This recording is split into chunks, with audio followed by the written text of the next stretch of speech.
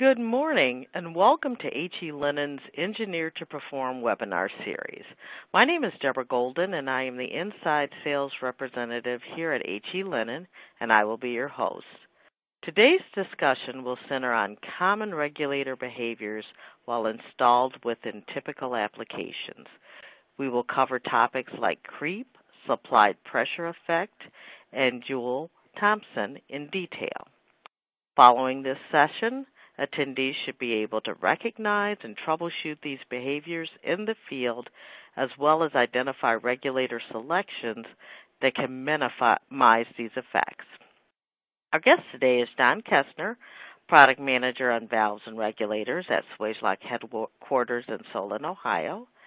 John joined Swagelok in 2009 as a Technical Services Representative and has also had roles as an Inside Technical Sales Engineer and Field Engineer. Now, before we start, I have a few housekeeping notes for you as it pertains to our dashboard. You will notice that there are several widgets at the bottom of your screen. The first is a speaker bio page where you can learn more about John. Also, a slide widget, and you will notice the On24 screen is not like other webinars. You have the ability to move the boxes on the screen by clicking and dragging them into any areas that are comfortable for you. Next, there's a survey link. Feel free to take the survey at any time during the presentation. We really appreciate your feedback. Then we have a widget for Q&A. And as you listen to the presentation, think about what your regulator questions are, and you can type them in at any time. After that, you'll see a resources link, and here you'll find an extensive library of regulator information. And then finally, there are links to our LinkedIn page and our contact page. Please note also that this entire presentation will be available on demand later today, and you will be emailed a link to save or share with your teams. In addition, our previous presentation on pressure regulator performance is also available on demand. So today's webinar is also very interactive, and we want you to ask questions and respond to polls. Now I'll turn it over to John. John, welcome, and thanks so much for being with us today.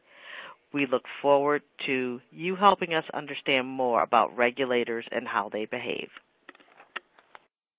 Deborah, thank you, and I want to thank the H.E. Lennon team for inviting me back again to talk about regulators. We've got a good agenda for the morning, and I hope that all of our attendees are ready to learn a bit about regulators and their applications and some of the choices that we make when specifying regulators that will affect their behavior in the field. So we'll start with a very quick review of the underlying theory of pressure regulators. It's something that we covered in a bit more depth during the first webinar that Deborah mentioned, but it is worth a review. And then we will dive deep into selecting a regulator. So what choices can we make that will affect the function, and what are the general steps for selecting those regulators? So we will start with the types of regulators. There are, in general, two main types of pressure regulators. That is pressure reducing and back pressure. Most of the regulators that you encounter in the field or even use will be pressure reducing regulators. Most often when you hear the term pressure regulator, it's in reference to a pressure reducing regulator. That is a unit that takes a high-pressure gas or liquid source, whether it's from gas cylinders or a pump, compressor, whatever it may be, and lowers that pressure, reduces the pressure to something that is usable and safe for the process. Now on the other side, you have back pressure regulators. These represent about 25% of the pressure regulators that are used in industry. So less common, but they function in a very similar way. They are, however, concerned with the pressure that is upstream. So if our pressure reducing regulators control what's in front of them, so downstream, the back pressure regulators control what's behind them, upstream of the pressure regulator. So back pressure regulators are very concerned with what is that maximum pressure that I want in the system behind me. Now, as we discuss the theory and what drives pressure regulators, we will use pressure reducing regulators throughout the discussion, but back pressure regulators operate in a very similar way, and the choices that we make when selecting a regulator are very much the same and have similar implications. So when we think about pressure regulators, there are a lot of components inside of a pressure regulator. Really, we only care about 3 sets of those components. And those 3 sets of components help the regulator do its job of reducing high pressure to low pressure. So that's why we've used a regulator in the first place. We have this high pressure that we really need to reduce to something that's usable and safe. So we want to move from high to low pressure. Now, the 3 elements that help us do that are first the control element. So that is your poppet or valve and seat. That's the interface where the pressure drop happens. The control element does the work of dropping the pressure. Next, the loading element is what we control as pressure regulator users. So other than the loading element, turning the handle in, compressing the spring, increasing the force, or dialing the handle out, allowing that spring to relax and lowering the force, we don't have much control over what happens inside of the regulator. But as users, we can control what is happening with that loading element. And that loading element tells the rest of the regulator what we would like as regulator users. What pressure do we need? And now the way that these 2 elements talk to each other, so the control element doing the work and the loading element telling the regulator what we would like, is through the sensing element. So the sensing element or sensing mechanism, which is typically a diaphragm or a piston, although you may see in some applications bellows style sensing elements, most often they're diaphragms or pistons, will allow the loading element to communicate with the control element. And the way that that communication happens is through the balance of forces. So I mentioned that we don't have control as pressure regulator users of anything except for that loading element. And that loading element sets up the balance of forces that any regulator will work to maintain as different things change in the system. So we control the loading force. If I turn my handle in, I will compress the spring in a spring-loaded regulator. If I dial that handle out, that spring can relax, and the force associated with that spring will change. Next, we also have an inlet spring force. So this is a light spring, and we'll talk more about that a bit later on, that helps the regulator to close. So we want that spring to be as light as possible, but it does still exist and it has a force. We must consider it in the balance of forces. Next, we have what we care about. So F3 is the reason why we are using a pressure regulator in the first place. We want to have low pressure on the outlet side. That low pressure acting across the sensing element will create some force. Similarly, we also have some area on the inlet valve or poppet that the inlet pressure will act on. So we have our high inlet pressure source, and that pressure will act on the valve in some way. Now, if you paid attention to the the arrows, you can probably guess where we're going here. The loading force must balance against the inlet spring force, outlet pressure force, and inlet pressure force. And that is the balance that regulators will work to maintain throughout their lives. So as the regulator is in an application, if the flow demand changes, and we'll talk about what happens when flow demand does change, if the inlet pressure changes, and again we'll talk about that, how does the regulator react? If temperature changes, anything changes, the regulator will react in some way to work to maintain this balance. And really this is what drives regulator behavior, and you'll hear me over and over again through this presentation come back to the balance of forces. So following the balance of forces, I'd like to put our first poll question up for the morning and ask, what element within a regulator does the work of dropping the pressure? And I'll give everybody a bit of time to populate your answers, and then we'll talk about what we find.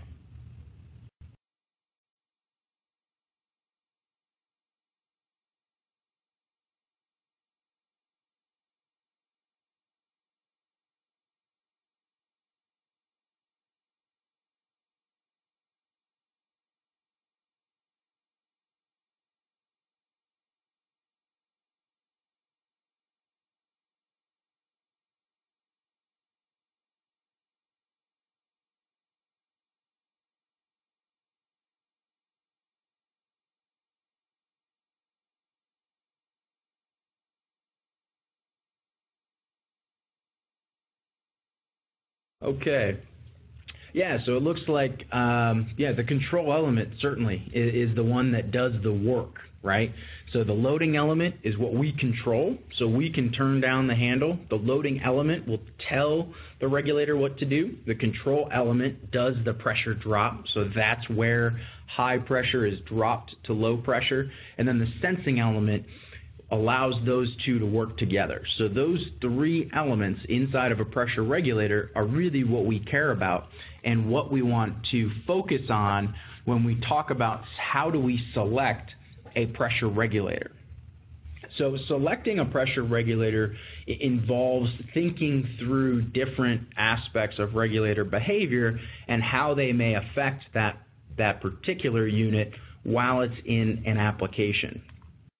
And in general, if you think of a framework of selecting pressure regulators, there are 7 steps. Now, some of them, as you'll learn, are more important than others, but these are the 7 complete steps that you should take when thinking about what regulator may be appropriate for a particular application. First, obviously, function of the regulator. Do we want it to drop pressure, pressure reducing? Do we want it to control back pressure regulator? Do we need some specialty regulator technology like dome loading, differential pressure? Do we want to have a continuous gas supply through a changeover regulator? Do we need to vaporize? These are things that will drive the decisions into discrete baskets of regulator products. Now, after determining what function we would like, next we need to think about the inlet pressure and how that will affect the regulator choices we can make. After that, we want to think what pressure do we want to regulate? So what is our control range? Do we have a single point we want to hit? Is it more of a range? Will we be changing the pressures? Those are all things that can affect regulator behavior inside of an application. And then, certainly a big one is flow requirements. Does the selected regulator have the capacity to deliver the flow needed by the system at the pressure we demand within a level of accuracy that's acceptable? So certainly step number 2, the inlet pressure, step number 3, the control range, and step number 4, the flow requirements.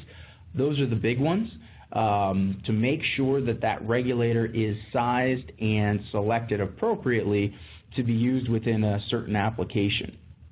And then it's important to think about things like system compatibility, not only from a chemical standpoint, but also a temperature capability standpoint. We'll talk a bit more about that later on. And then also, how are we going to utilize the regulator within a system? And this can help drive us towards the right venting options, mounting different handle types, and then finally, step 7, which I call the victory lap of selecting a regulator. At this point, we know what regulator we want. We know what series we want, what size. At this point, it's just a matter of choosing the options that best fit into our system. So we'll start with the function of a pressure regulator. And I've got a few cartoons up here that describe pressure reducing, taking high pressure, dropping it to low pressure, back pressures, which generally you see those set up in one of two ways, either the left configuration where the back pressure regulator is venting to a vent header, a flare, whatever else, or recirculating to the suction side of a pump, or it's in line and heading to a return or drain line, whatever it is, but controlling that upstream pressure. Now, a few specialty types of pressure regulator, things like differential pressure. Differential pressure regulators will allow a reference pressure to be fed to the regulator, and your set pressure then becomes a difference off of that reference pressure. So in this case, if we have 1,000 psi in our inlet, we have some system reference pressure, and we dial in with the regulator handle an extra 50 psi. So that means that if the reference pressure changes, it's lower, it's higher, our set point will always be 50 psi above whatever that reference is. Next, we have changeover regulators. That is regulator assembly that will allow constant gas delivery from multiple sources and change over automatically, which allows the depleted source to be removed and replaced. And then finally, vaporizing regulators. These are a bit specialized in that the vaporization happens over the pressure drop, and you always have some sort of heating element that replaces a lot of that energy to prevent freezing or any other different composition changes on the gas side. So more of a specialty type regulator, but all of the considerations we will talk about will apply to most any regulator type that you would find. So first, we talked about our function of the regulator. Next, we want to consider the inlet pressure range. Now, when considering an inlet pressure range for a regulator, given the choice, it's always best to match the inlet pressure range to what you expect from the system. There can be a tendency to overspec a pressure regulator. If I have a 900 psi system, the 1,000 up to 1,000 psi inlet regulator might work, but that 0 to 3,000 psi inlet regulator looks like it might give me a bit more headroom. In some cases you need that, but it can be important and it can affect the performance of a pressure regulator by using a higher than needed inlet pressure range, and we'll talk a little bit about why as we discuss two types of regulator behavior. The first is lockup. So for any of the attendees who were in the first regulator performance webinar, we did talk about lockup, what drives lockup, and we'll touch on it again today, but we'll also talk about how do we minimize that when selecting a pressure regulator. So lockup is the change in outlet pressure as a regulator moves from either flowing to non-flowing, so working to shut off, or from shut off to flowing, so shut off to working. And you will see a sharp change in pressure one way or another. And what lockup is driven by is the regulator creating a seal on the seat. So that means that as we go from a flowing to non-flowing condition, our flow, as we shut off that needle valve here that you saw in the animation, valve V2, as we turn that handle and shut that off, our flow continues to decrease and decrease and decrease until we're at a point where there is almost zero flow. So very close to zero, that valve, the poppet, may be touching or very close to touching the seat, but there is no seal yet. We need to have that poppet pushed against the seat and deform that seat material to create a seal. And the pressure rise that you see is related to that force needed to deform the seat and create a seal. Similarly, as we go from shut off to flowing, you have to give all of that back. So you don't get to allow the regulator to start flowing again until you see that sharp drop in pressure, just the same as you saw the rise. So lockup is related to, if we think back to the balance of forces, the poppet spring force, F2, and the inlet pressure force. So there's two things going on there to think about. The first is, if we have a very hard seat material, most often needed for high inlet pressures, we also must have a strong poppet spring to help close against that hard seat material.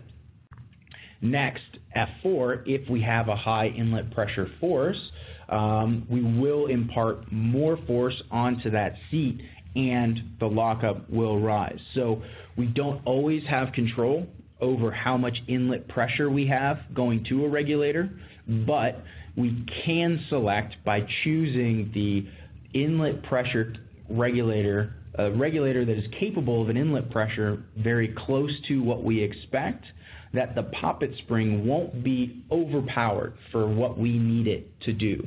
And very often that relies on a soft seat material versus a hard seat material. And we'll cover that more as we talk about our next concept, which is creep.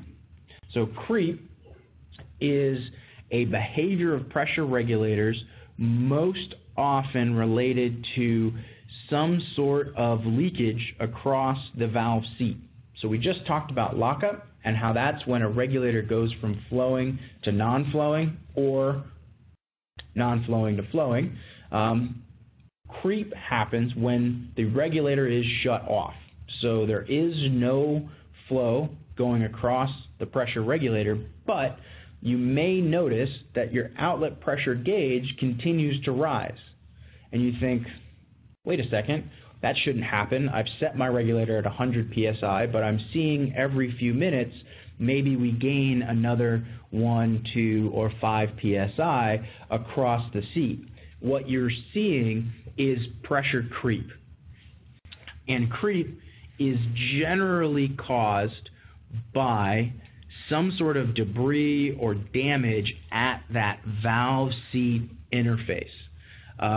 You can see anything from tubing burrs, debris, so rust particles or small particulate that's caught in the piping or tubing.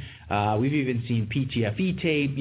Things that are all across fluid systems can get caught on regulator seats and not allow that system to fully close. So things to remember there, filtration is critical. So if we can filter out those particles before you get to the regulator seat, that's always the best opportunity to catch that problem before it starts. If you have a high particulate load system and that creep is a possibility, using a relief valve downstream of the system is important. And finally, regulators are not a shut-off device. And it's always important to remember that regulators will shut off. They are designed to shut off. But you have a very limited amount of closing force, so that if there is some damage to the seat or some particulate that is stopping the valve from creating a full seal, we don't have the opportunity that we would in, say, a needle valve to really crank down on the handle and create that seal. We are limited with the amount of closing force that we have. And that's why the seat choice can be very important when you're talking about mitigating the risk of creep. So if we think, and I'll use Swagelok pressure regulators as an example, but this applies to most any regulator you may encounter in industry. If we think about a high inlet pressure valve, here you can see a cutaway of one of our higher pressure regulators, has a PCTFE or peak seat. In general, very tough, hard materials when you compare them to something like an elastomer. So we have a O-ring style seat.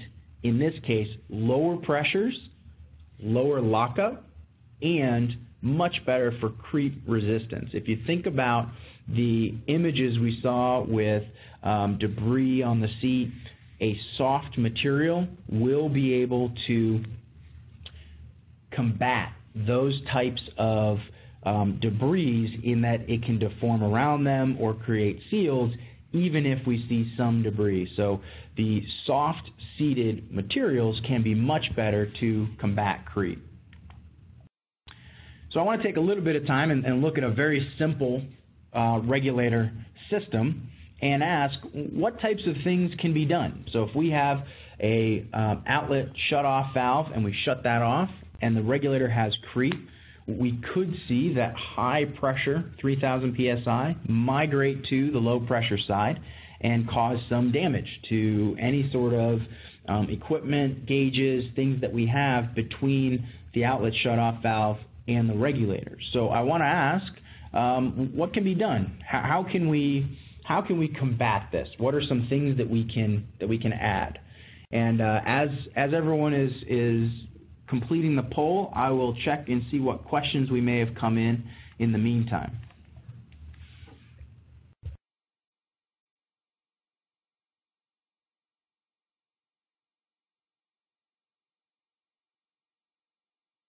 So we did have one question come in around creep.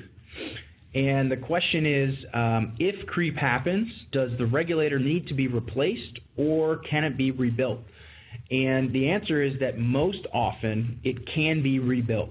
Most of the time that requires replacement of the seat.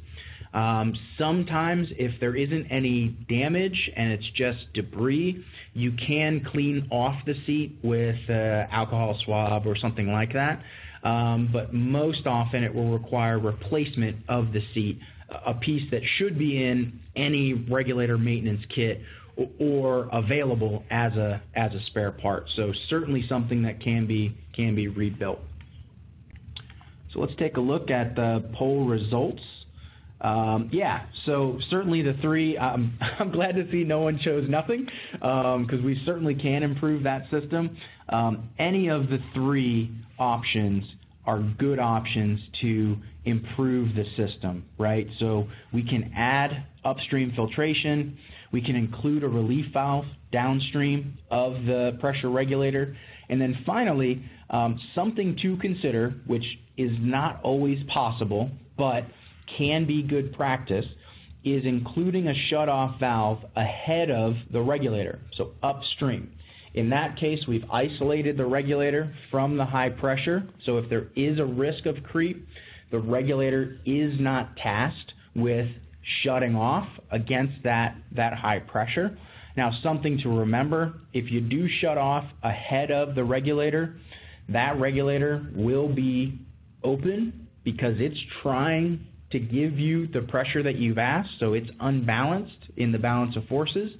So any upstream shutoff to a pressure regulator should be actuated or a slow actuating type. So if it's a ball valve, actuating that very quickly with a pneumatic actuator can show some overshoot through the regulator where your set pressure will be overshot and then come back down.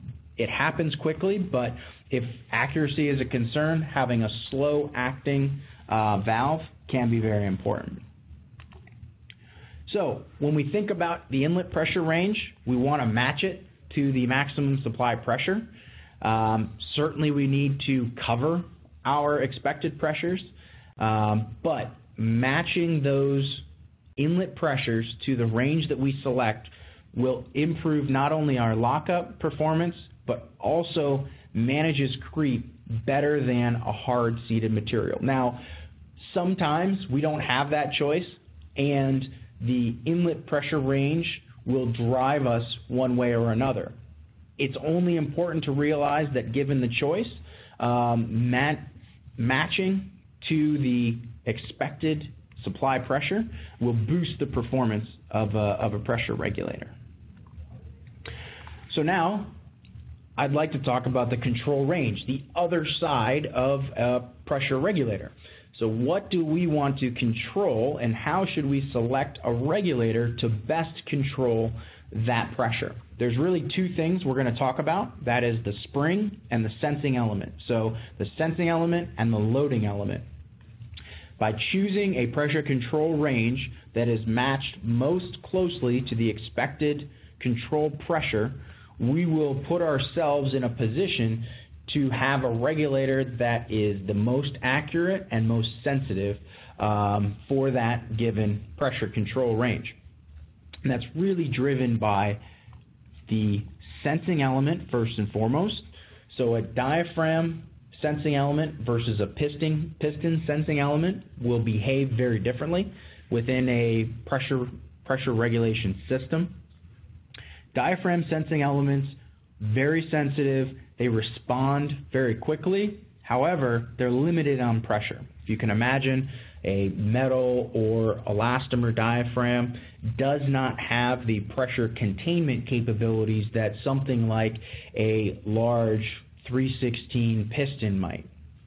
Now, the pistons can handle very high pressures, 10,000 psi or even more than that, but depending on the size of the piston, the sensing area, and the pressure that we will want to control, you could have variable sensitivity and slower response. So if you think about how quickly a metal or elastomer diaphragm can respond, the piston, larger piece within that regulator, will not be able to respond as fast as that diaphragm would. Now again, sometimes the pressure is directed one way or another, that you can't choose a diaphragm for very high pressures, but given the choice, diaphragms will be more sensitive, they will have a quicker response, but they just can't handle that high pressure. Now next, and certainly something that drives pressure regulator performance, I want to talk through what happens when we demand more flow from the regulator. So I'll run back and forth on these 4 slides a few times, and it'll drive us to a discussion of the balance of forces. I'd like everyone to watch what happens with the pressure regulator as the flow demand increases. So what you should notice is, especially at the high flow ranges, that valve, our control element, has moved away from the seat from where it started. And that's important because as that valve moves away, our loading element is also allowed to relax by the same amount that that valve has moved away from the seat.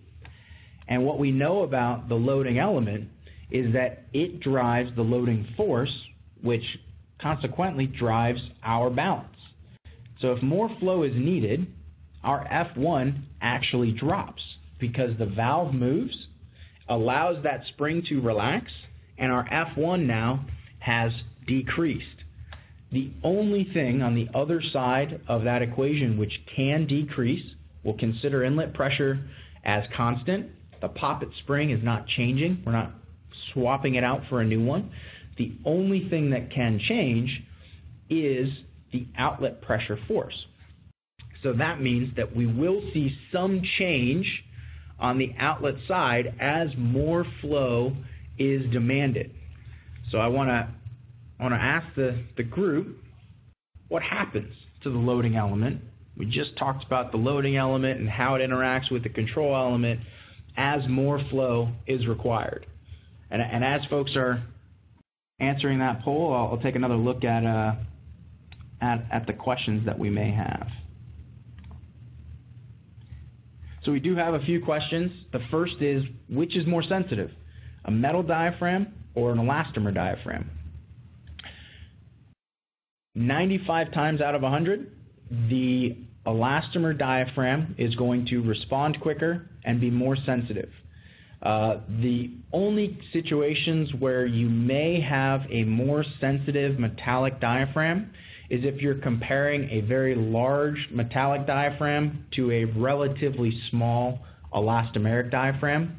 So larger diaphragms in general will be more sensitive than smaller ones, but by and large, elastomeric diaphragms much more sensitive than their metal counterparts.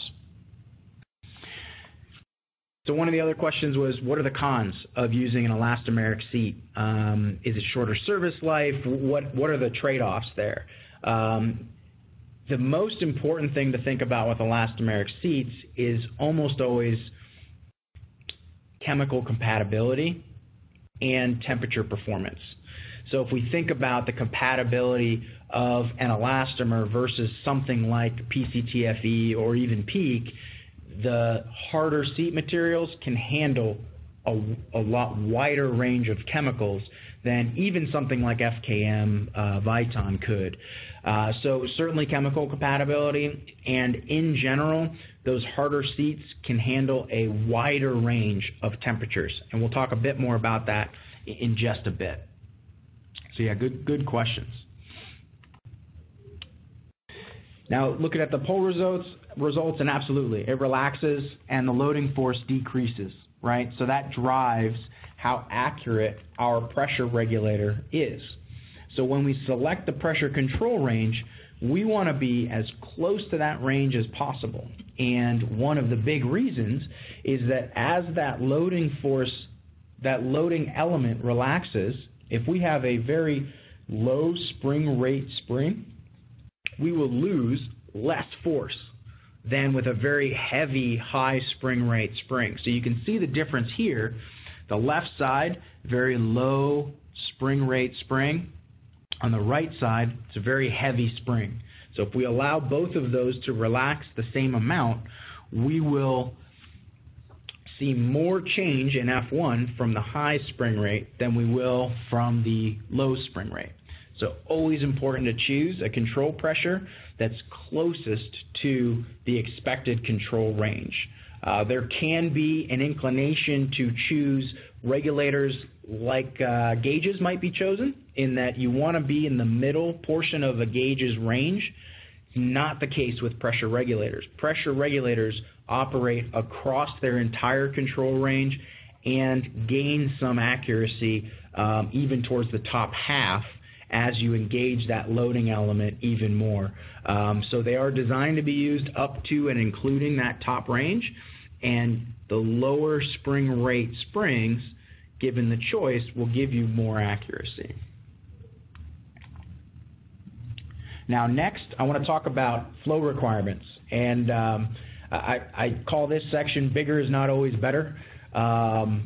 Using the flow curves, these are tested flow curves, typically using nitrogen or water, will give you an idea of how a regulator will react in a given application, as well as can it carry the flow that I require. Now, you can also size regulators using calculations, which for very large process-oriented regulators can be a great tool, but we don't get any idea of how much droop we should expect from calculations. And we'll talk a bit more about that in just a slide or two.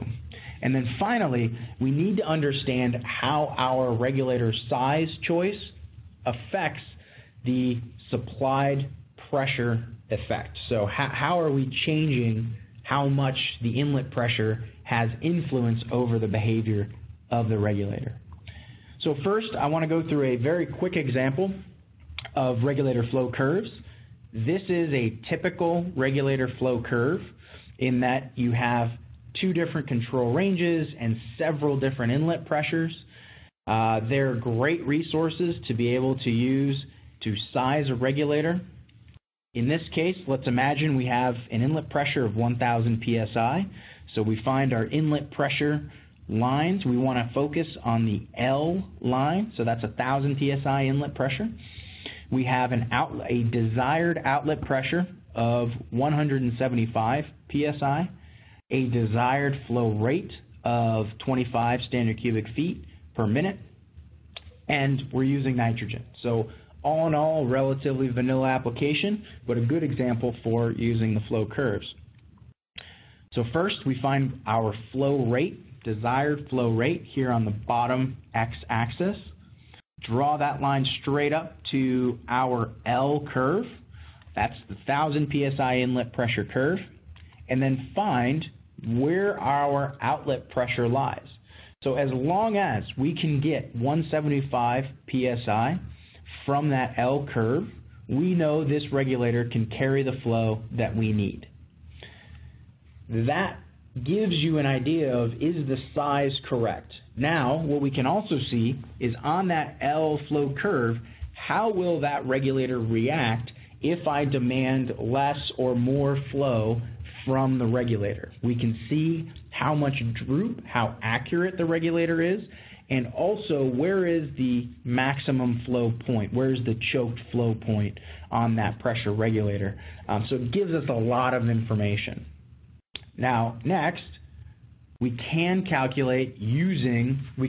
size a regulator using calculations. Those calculations, in general, will put you in a good part of the flow curve. What that means is the regulator will function, it will handle some more flow, some less flow, and be in a very accurate portion of that curve, but it does not tell you anything about what to expect. So it's a good tool to have, and sometimes is necessary for very large regulators or when determining sizing for very specific applications. But it's important to keep in mind that calculations cannot determine droop unless the regulator is fully modeled, and then you can create those specific flow curves. So in terms of sizing, flow curves are a great resource. Flow calculations can be very useful. And in terms of selecting that regulator size, one of the reasons, other than just being sure that the regulator can carry the needed flow for the process, is that we want to make sure our regulator isn't so big that the inlet pressure has a disproportionate effect on the behavior of the regulator. The main way we'll see this is through the supply pressure effect, or inlet dependency. What that means is if our inlet pressure drops, gas cylinder is draining, pump or compressor is being shut down, that outlet pressure will actually go up. Similarly, if our inlet pressure goes up, the outlet pressure will go down.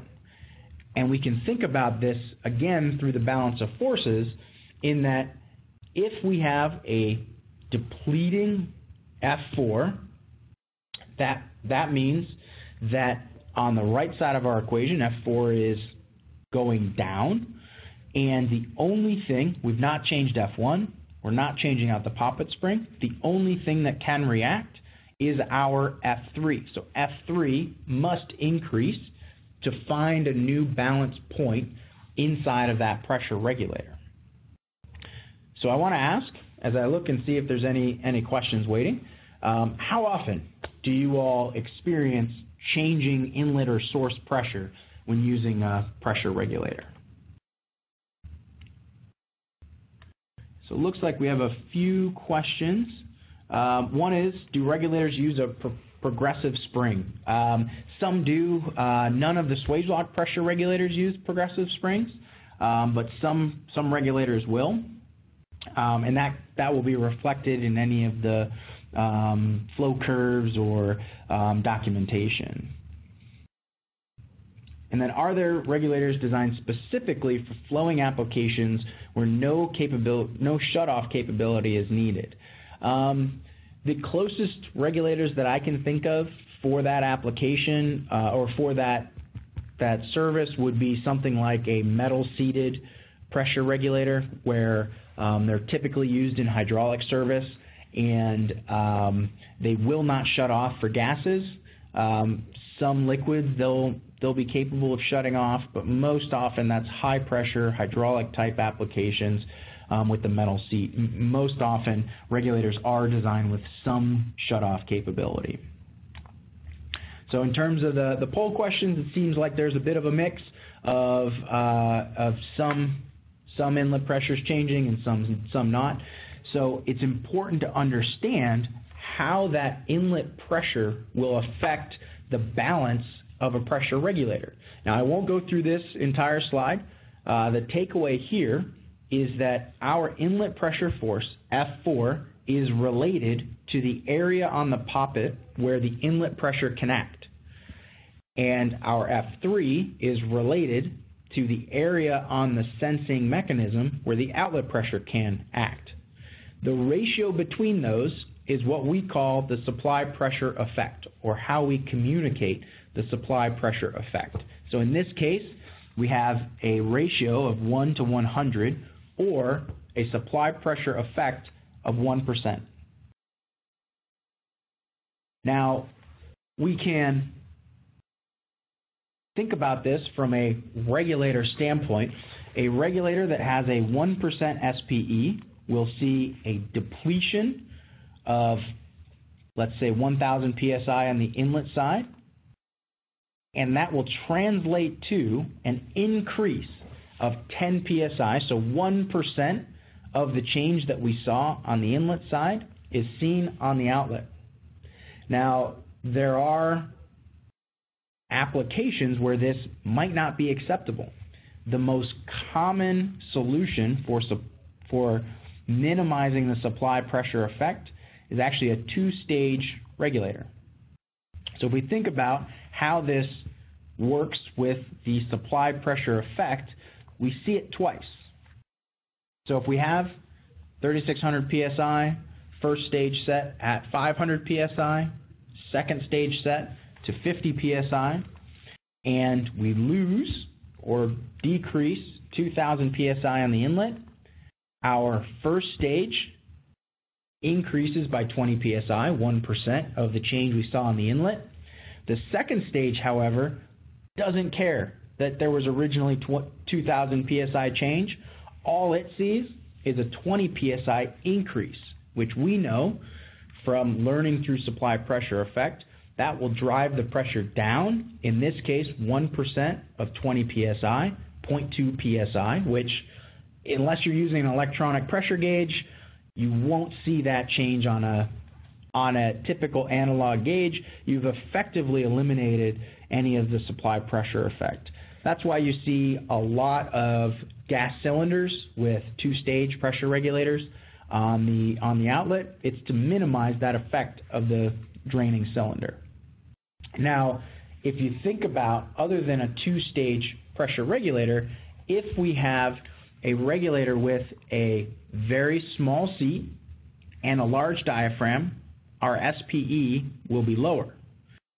On the other side, if we choose a regulator that has a very large seat, same size diaphragm, our SPE will be much higher.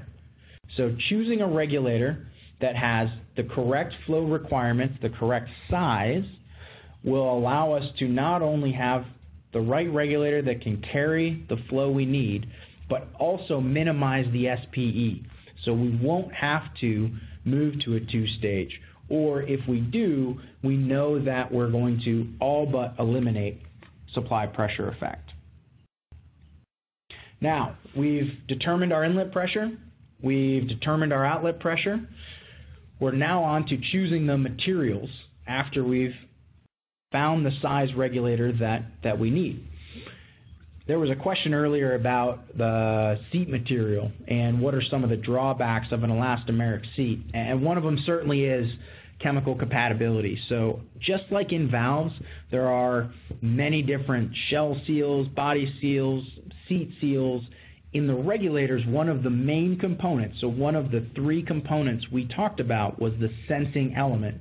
And if that is a particular metal or a diaphragm that's elastomer, we need to know that that element will be able to function and do its job throughout the system. And that can come down to chemical compatibility. There is also an element of temperature that is not unique to pressure regulators, but certainly has a large effect on how we think about specifying pressure regulators, and that is the Joule-Thomson effect. So Joule-Thomson is not a behavior of regulators exactly. It's a physical phenomenon that happens with expanding gas or lowering the pressure of gas.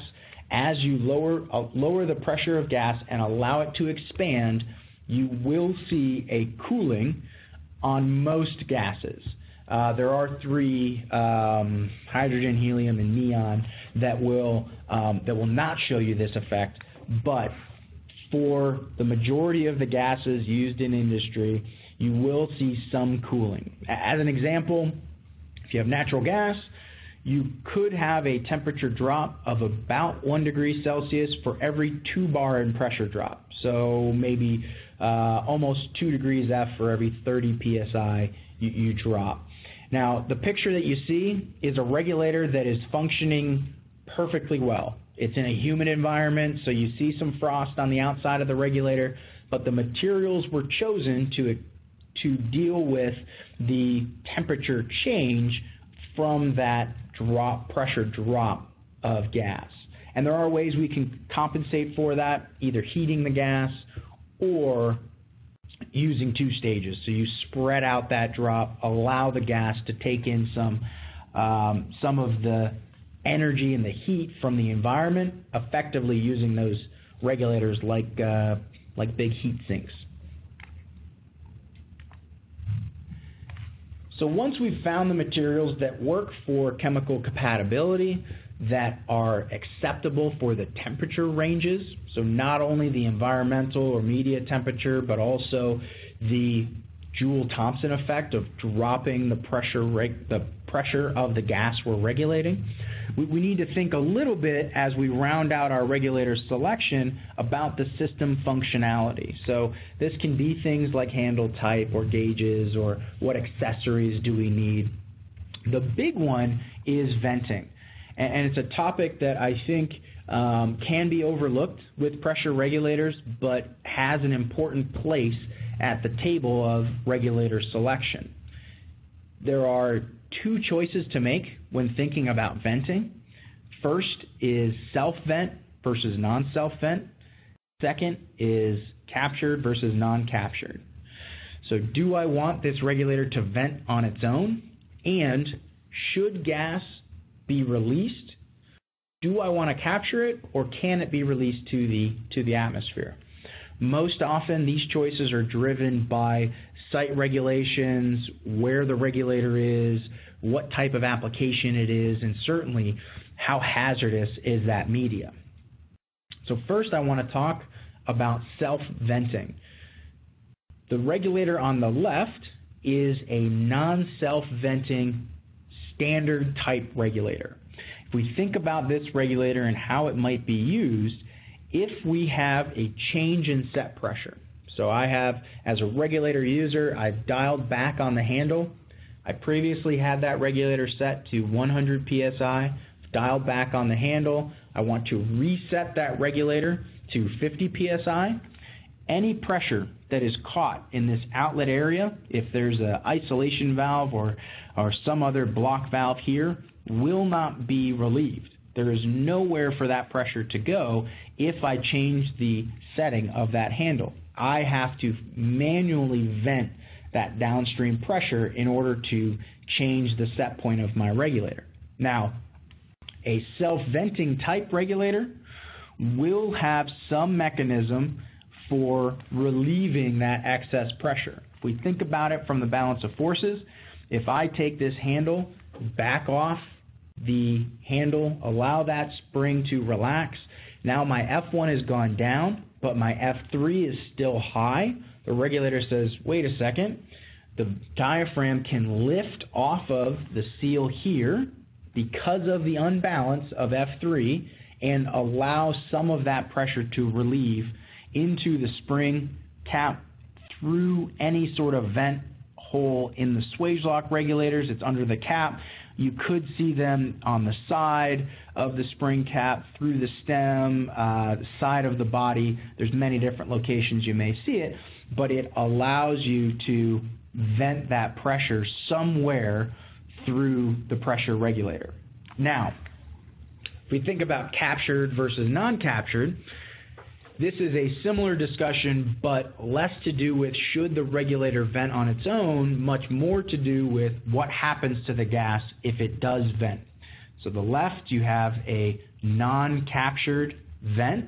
So any media that would escape past this diaphragm, if there's a diaphragm fracture or there's a chemical attack where the diaphragm allows a leak, that media would escape through that uncaptured, non-captured vent port.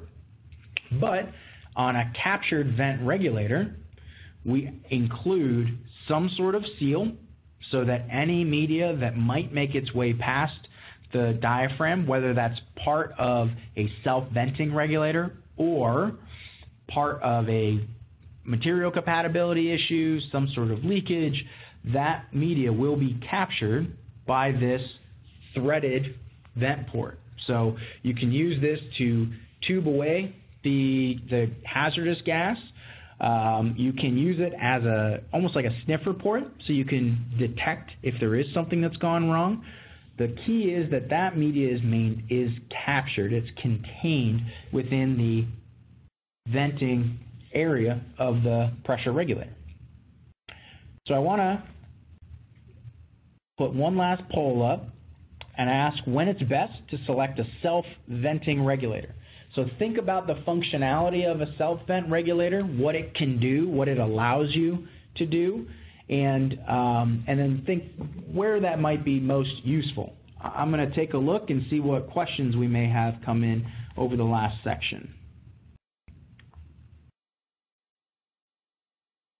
So one of the questions is, how much is gas purity affected by the use of a relieving regulator? Can air be entrained into the gas stream? I'll take that question of, can there be backflow, is the way I understand that question, and certainly feel free to write in if I misunderstood that. It is possible that you could have some backflow into a self-vent, non-captured regulator, but the self-vent point is most often high enough over the set point of the regulator. That is to say, if I have a 100 psi original set point, I back off my handle, the regulator may not start venting until the set point is down near 70 or 60 psi. So there's a high differential across that relieving port that's needed that would not allow backflow to come in through the regulator, but it is possible. If gas quality is hugely important, I would strongly suggest a captured vent regulator so that you can know exactly where that media is venting to.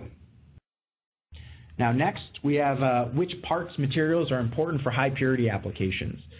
Really there's two that I see most often. That is the surface finish of internally wetted components, which is typical for most all high purity components, fluid system components, and the seat. So do we generate any particles when we shut off or start flowing? So yeah, certainly looking at the poll results, point of use, changing set pressure, the self-venting can be very, very useful.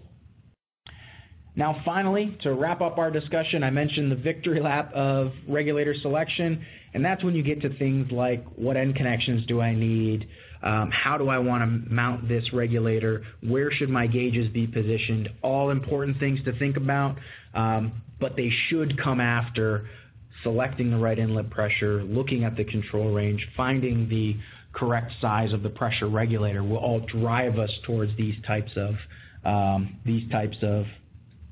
choices. Now, finally, we can think about what do we need to select a pressure regulator. And this is just a good cheat sheet, let's say, for the things that are required, helpful, or just nice to have. So certainly inlet pressure, outlet pressure, flow, and the media, we need to know those to select the right size of pressure regulator and ensure that our pressure regulator will have optimal performance. Now next, the temperature range, the loading mechanism, if we have a preference, and end connections and materials are very helpful but not needed to select a regulator that will perform well and carry the flow that we need. And then finally, you have your typical certification, surface finish, any special lubrication requirements for those specialty applications. So it's a way to know what's absolutely required versus things that can help refine that choice. So finally, in order to review, there are two types of regulators, pressure reducing and back pressure. The control, loading, and sensing elements will drive how a regulator performs. If we choose the max inlet and control ranges as close to the system parameters as we can, that will boost the performance of that pressure regulator. It will give us the most accurate results, mitigate the possibility of creep and lower lockup. Sizing, we should always do those with flow curves or calculations.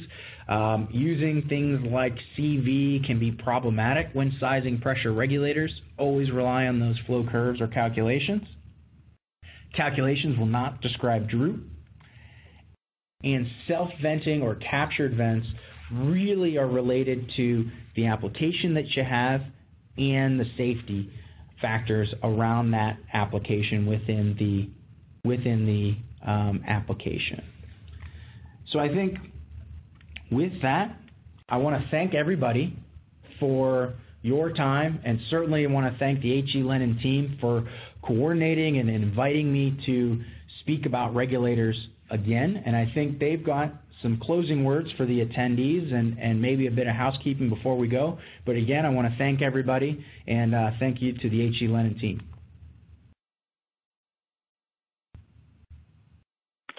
John, I noticed that we have a couple more questions. Would you like to take a look at those? Oh, yeah, sure, Deborah, absolutely. So it looks like there are two questions.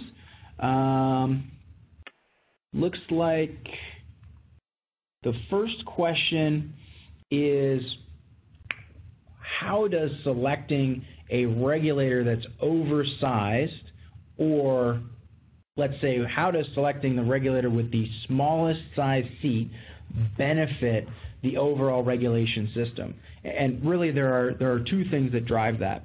We will lower the lockup, so a smaller seat, smaller area, less forces related to shutting off that seat. So we have lower lockup regardless of material, right? So if we have a small seat, lower lockup. We also have, given the same diaphragm sensing area or sensing area in general, we also will have lower SPE. So choosing a regulator that is oversized can lead to higher than necessary lockups and higher than necessary SPE. So it's a thing with pressure regulators is that really bigger is not always better, right? We want to choose the right tool for that application. So the question here is, does closed loop or open have an effect on the captured vent? I may need a bit of clarification on what is meant by closed loop or open.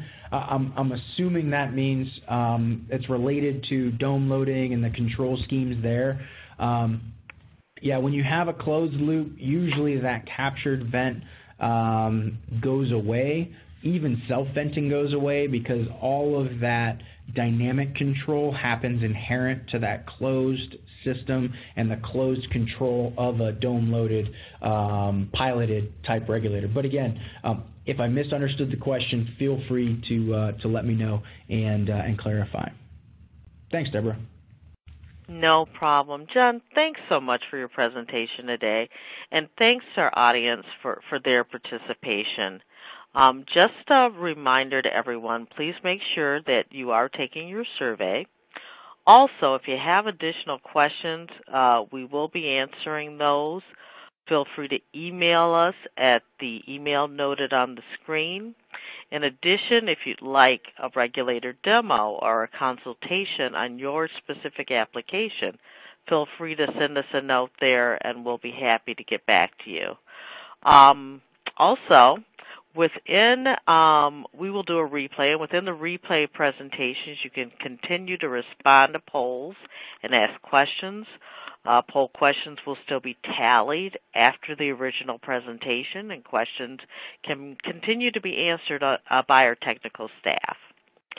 Our next Engineer to Perform webinar will be in the early fall, when we will continue to bring you subject matter experts on topics that are important to your business.